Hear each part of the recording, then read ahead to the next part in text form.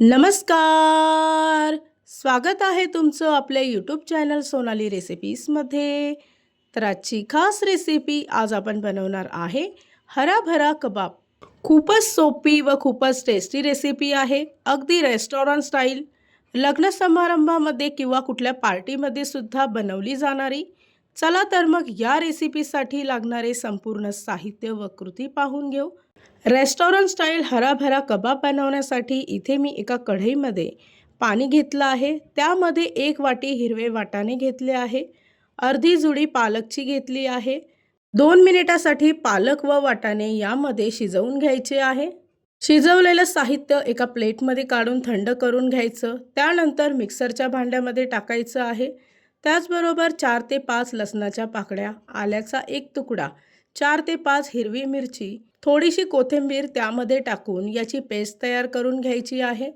तयार केलेली पेस्ट एका भांड्यामध्ये काढून घ्यायची. या रेसिपीसाठी लागणारे संपूर्ण साहित्य व कृती मी तुम्हाला डिस्क्रिप्शन बॉक्समध्ये दिले आहेत, तर तुम्ही तिथे जाऊन चेक करू शकता.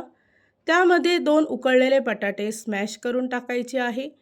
अर्धी वाटी तांदळाचं पीठ, अर्धी वाटी चणा डाळीचं पीठ, अर्धा चमचा गरम मसाला घ्यायचा आहे.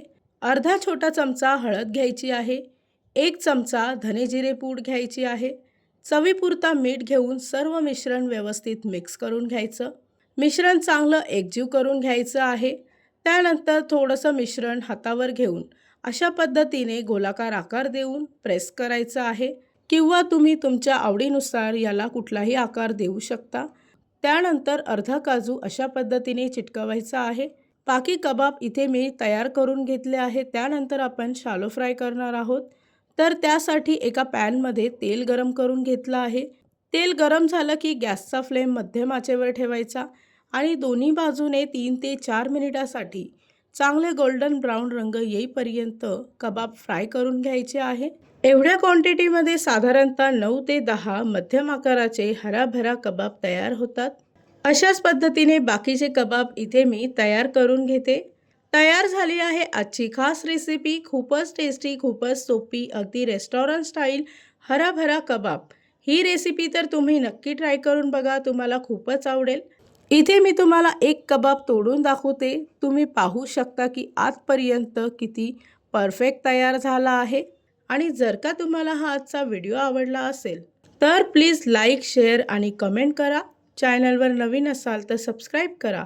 सबस्क्राईब केल्यामुळे काय होईल, ज्या वेळेस मी रेसिपीचा नवीन व्हिडिओ अपलोड करेल तर त्याचं नोटिफिकेशन तुमच्या मोबाईलवर येईल. आणि पुन्हा भेटूया आपण अशीच एक रेसिपी घेऊन.